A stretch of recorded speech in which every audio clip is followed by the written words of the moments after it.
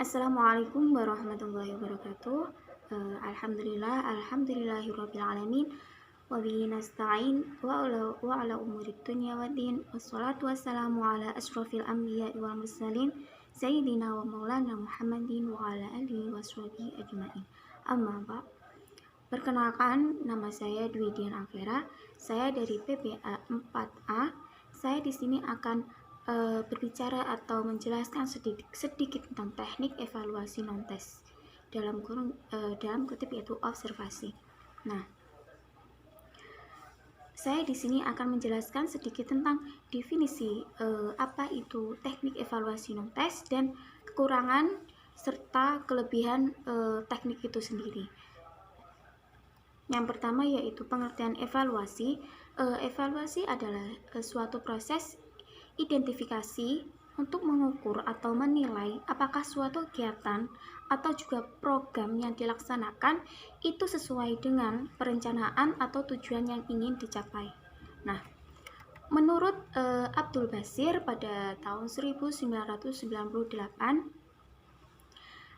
definisi evaluasi itu adalah merupakan suatu proses pengumpulan data yang deskriptif, informatif, prediktif yang dilaksanakan dengan secara sistematik serta juga bertahap untuk mendapat atau menentukan kebijaksanaan dalam usaha memperbaiki pendidikan.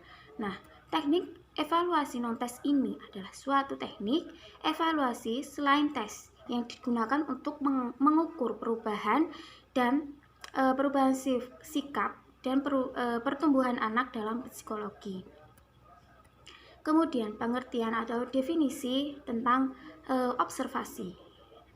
Menurut Nawawi dan Martini menjelaskan bahwa observasi merupakan kegiatan mengamati yang diikuti pencatatan secara urut. Nah, hal ini terdiri atas beberapa unsur yang muncul dalam fenomena di dalam objek yang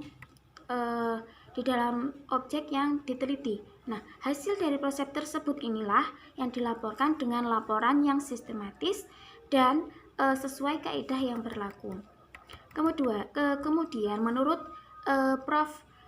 Profesor Heru, yaitu observasi merupakan pengamatan yang sebuah studi kasus atau pembelajaran yang dilakukan dengan sengaja, terarah, urut, dan sesuai dengan apa yang kita tuju. Nah, pencatatan pada kegiatan pengamatan disebut dengan hasil observasi. Nah, hasil observasi tersebut dijelaskan dengan secara rinci, tepat, akurat, teliti, objektif, dan bermanfaat. Kemudian pengertian observasi menurut Hanan Jumhana. Observasi merupakan suatu metode ilmiah yang masih menjadi acuan dalam ilmu pengetahuan empiris sebagai cara yang sering digunakan untuk mengumpulkan data. Nah, dengan definisi-definisi dari beberapa ahli yang sudah saya jelaskan, dapat ditarik kesimpulan bahwa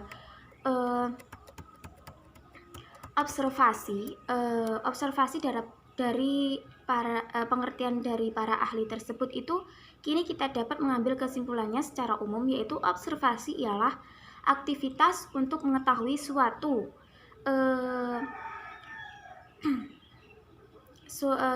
dari fenomena-fenomena.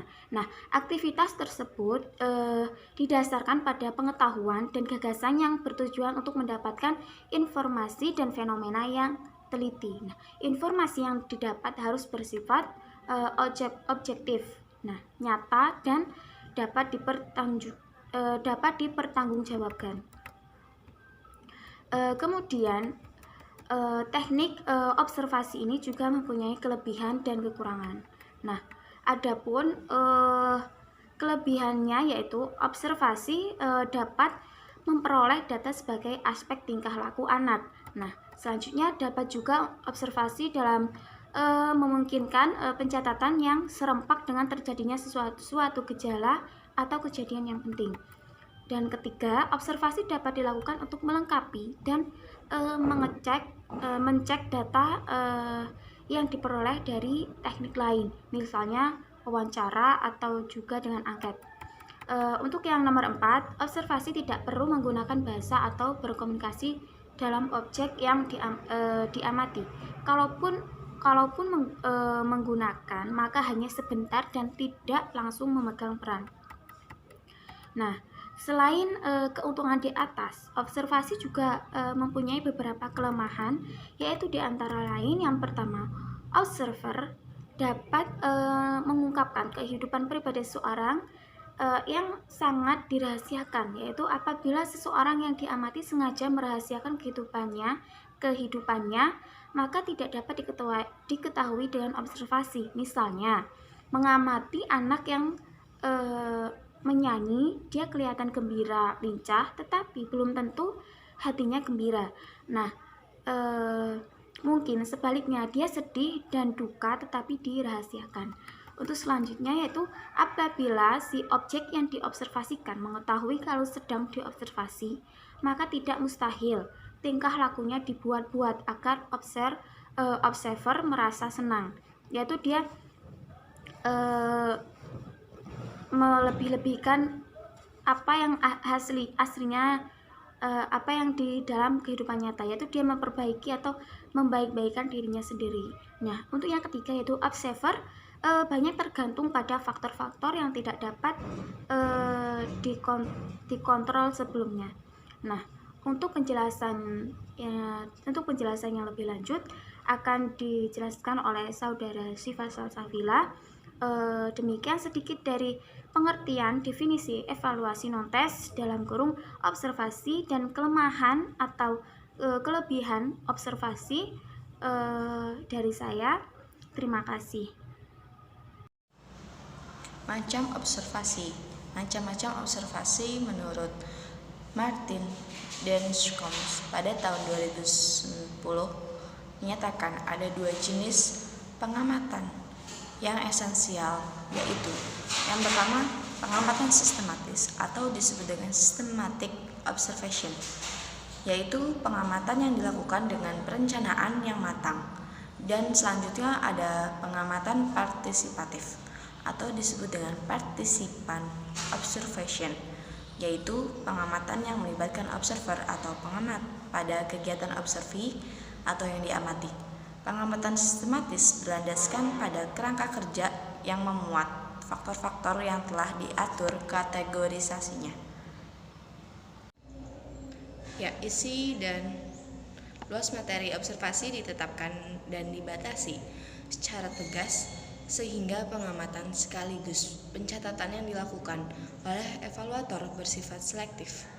Faktor-faktor apa saja yang tercantum dalam pedoman observasi itulah yang diamati dan dicatat.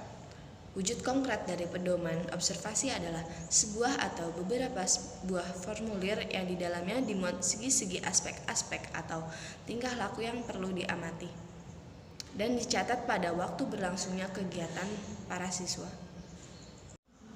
Jika melihat dari kerangka kerjanya, observasi dapat dibedakan menjadi 2 jenis, yaitu yang pertama observasi berstruktur, yaitu semua kegiatan guru sebagai observer telah ditetapkan terlebih dahulu berdasarkan kerangka kerja yang berisi faktor yang telah diatur kategorisasinya.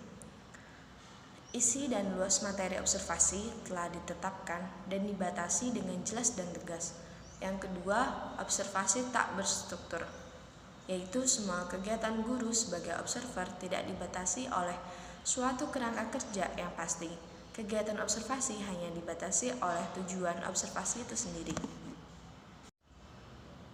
Apabila dilihat dari teknis pelaksanaannya, observasi dapat ditempuh melalui 3 cara, yaitu yang pertama observasi langsung.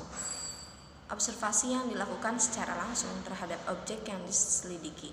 Yang kedua ada observasi tidak langsung, yaitu observasi yang dilakukan melalui perantara baik teknik maupun alat tertentu. Yang ketiga ada observasi partisipasi, yaitu observasi yang dilakukan dengan cara ikut ambil bagian atau melibatkan diri dalam situasi objek yang diteliti. Langkah-langkah penyusunan pedoman observasi menurut Arifin pada tahun 2009 adalah sebagai berikut. Yang pertama ada rumusan merumuskan tujuan observasi. Yang kedua, membuat layout atau kisi-kisi observasi. Yang ketiga, menyusun pedoman observasi. Yang keempat, menyusun aspek-aspek yang akan diobservasi, baik yang berkenaan proses belajar peserta didik dan kepribadiannya maupun penampilan guru dalam pembelajaran. Yang kelima, ada melakukan uji coba pedoman observasi untuk melihat kelemahan-kelemahan pedoman observasi. Selanjutnya, yang terakhir ada merevisi pedoman. Mungkin cukup sekian yang dapat saya sampaikan. Kurang lebihnya mohon maaf. Wabillahi taufiq wal hidayah. Assalamualaikum warahmatullahi wabarakatuh.